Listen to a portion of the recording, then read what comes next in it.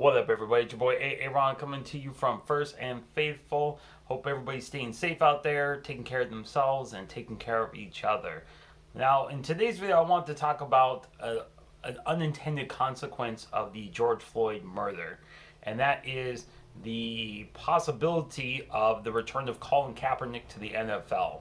Um, Obviously, we've seen a huge tonal shift in not only our country, but the league and the league's response to the players, and even a tonal shift with the players themselves. We had that video the other day that several of the African American NFLers put out, basically demanding justice, demanding that the NFL step up. That was followed by obviously Roger Goodell basically admitting that they mishandled Kaepernick and those players who kneeled as well, several years back. They mishandled that situation. And, to see the commissioner come out and say, yeah, our bad on that. We kind of mishandled that. Let's not forget, 6 months ago, in December of 2019, when asked about Colin Kaepernick, he said, we've moved on. Quote, we've moved on. This is after the botched workout situation that Kaepernick had with the league, that whole fiasco. So to go from December, 6 months ago, from we've moved on to now he's apologizing, not to Kaepernick himself, which is kind of a separate issue. He should have apologized to Kaepernick directly. He should have mentioned him by name and say, hey, our fault. We blew that. We messed that up. And maybe that's a legal thing. I don't know. But to see from this just 6 months ago, we moved on to now, hey, our bad, we messed up, is huge, right? And I think you're seeing it with the players, but I think even more importantly, and this is I think where I think Cap now has the chance to legitimately come back that he didn't have even just 4 weeks ago, 2 weeks ago, 3 weeks ago, 4 weeks ago. They didn't have, is now you're seeing the shift in the fans, right? When he started kneeling, when the players started kneeling before, the backlash, you're disrespecting the flag. I think people didn't understand couldn't see what the players, especially Kaepernick, were trying to address. Police brutality, racial injustices. I think it was just, it's hard to see unless you can see it, unless you've lived it. Sometimes you have to see it. George Floyd, the murder comes along. Now you're seeing the shift. If you guys have Facebook or Twitter, you've seen that complete tonal shift. It's kind of hard to say, oh, I don't get it, or what's the big deal. When you see what happened to George Floyd, the tonal shift is immense. To see that now the fans, the white fans, I hate that, but the white fans have come around. They see it and they go, yeah, I have nothing to say to that.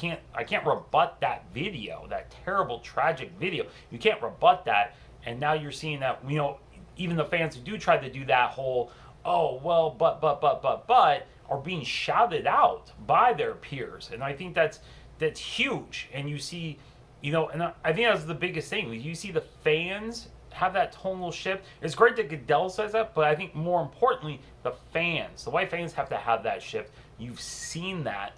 Now you have that opportunity where if a team looking at a team owner, GM, who, like I said, 6 weeks ago was looking at a situation, maybe like, God, should we bring Cap? Nah, I don't want to deal with the backlash. He might kneel, and I don't want to deal with that. Now, with the players basically have come out and said, yeah, we're going to kneel. Like, we give, two fucks what you have to say about this. It's happening, bro. Just deal with it.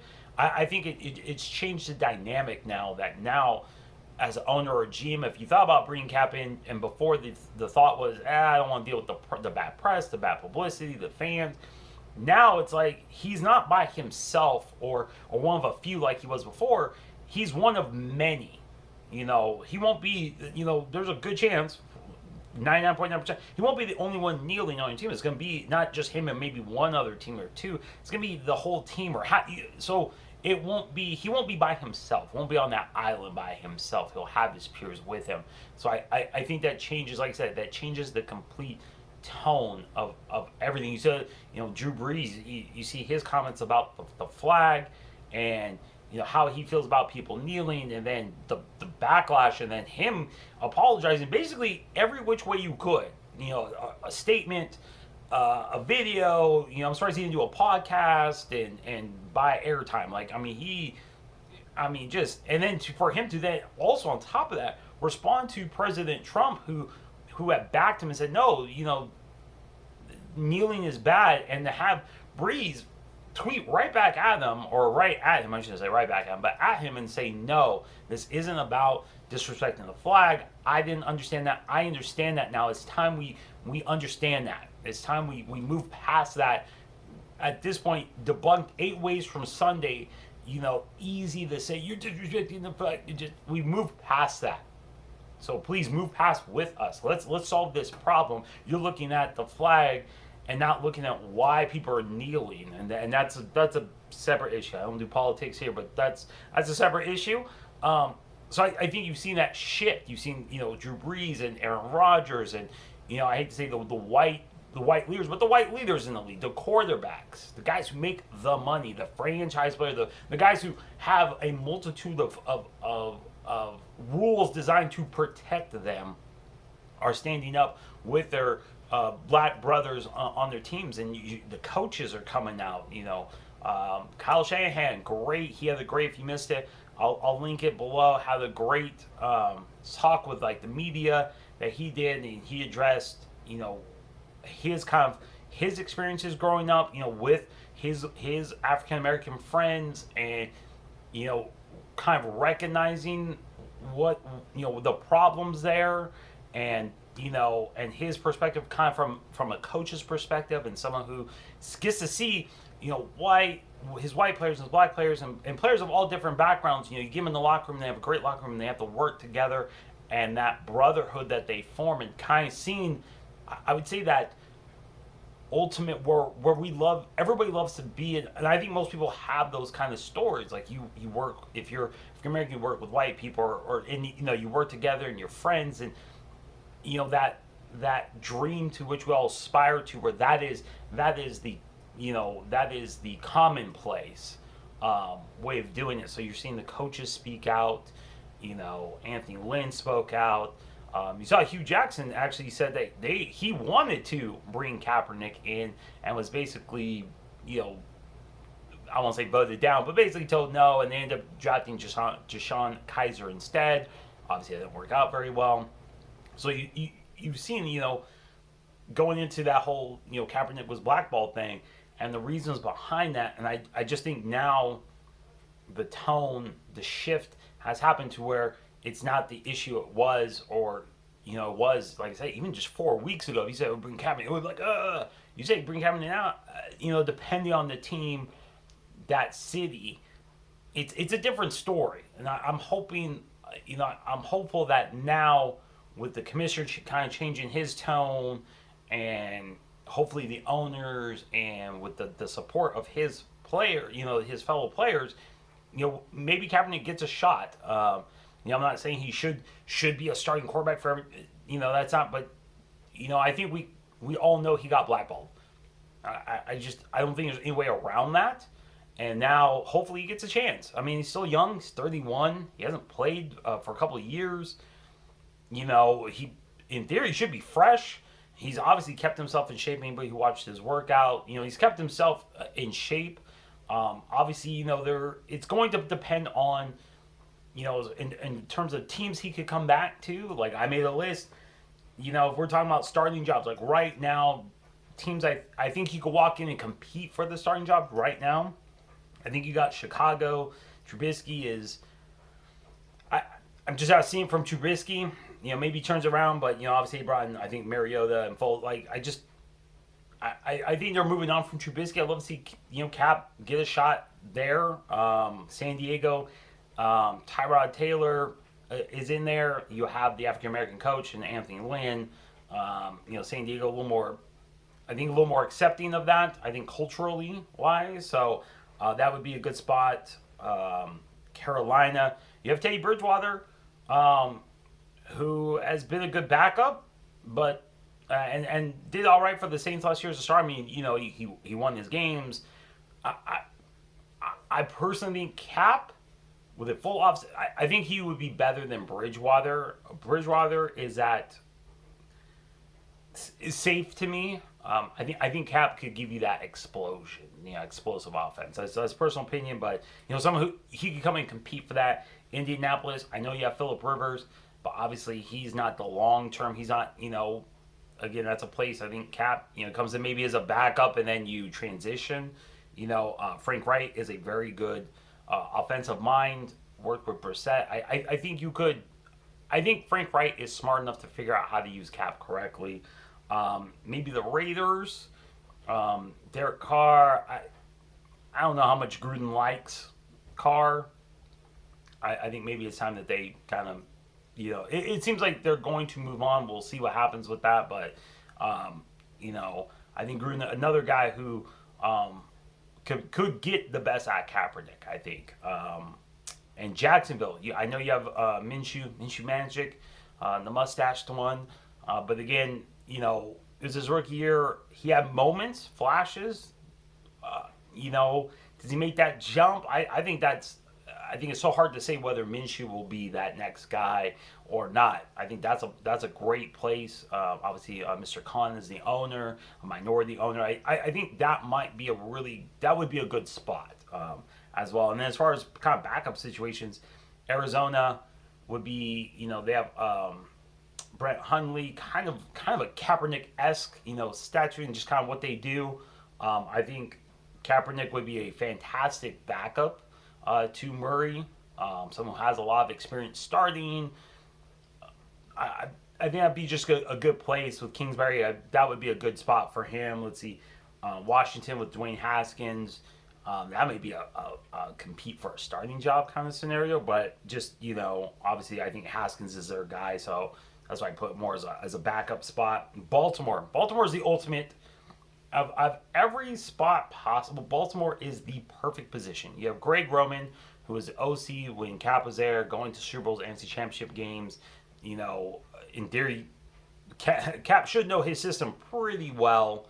Roman can, tailor some of it, maybe even better at this point. Cap isn't better than Jackson.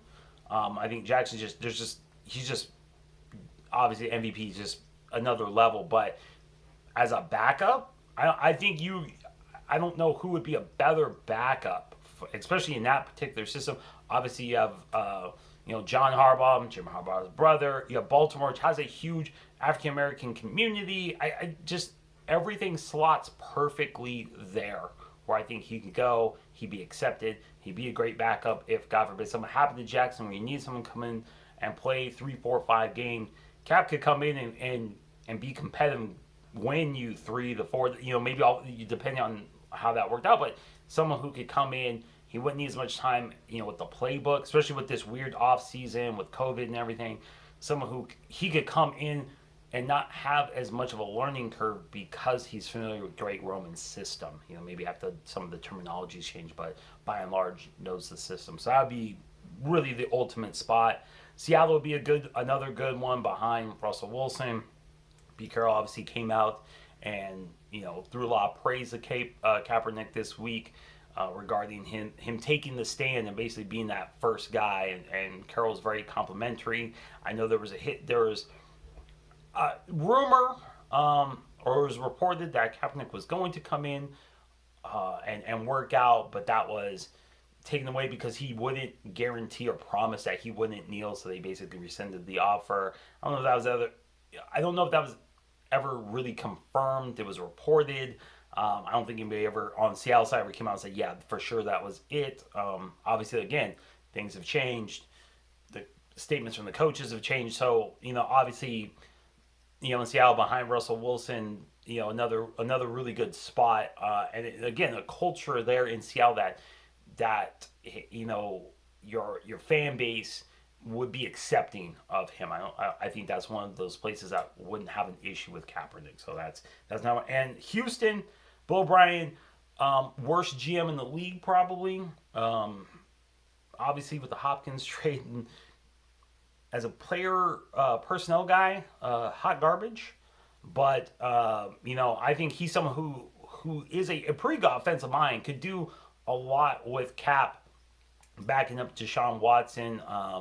Watson, has been hurt, takes a lot of hits. That's this last season I noticed watching a decent amount of their games is that Watson puts his body out there. He takes some shots. I'm not even sure their backup is right now, to be perfectly honest. Cap, I think could come in with Bill O'Brien, could tailor an offense kind of around him. And so I think that's another great spot. So, this is just, like I said, a great opportunity for Kaepernick, I think, and the league. And you have to wonder if they're having those kind of internal, like, GMs are thinking, like, okay, maybe now's the time we could bring him in.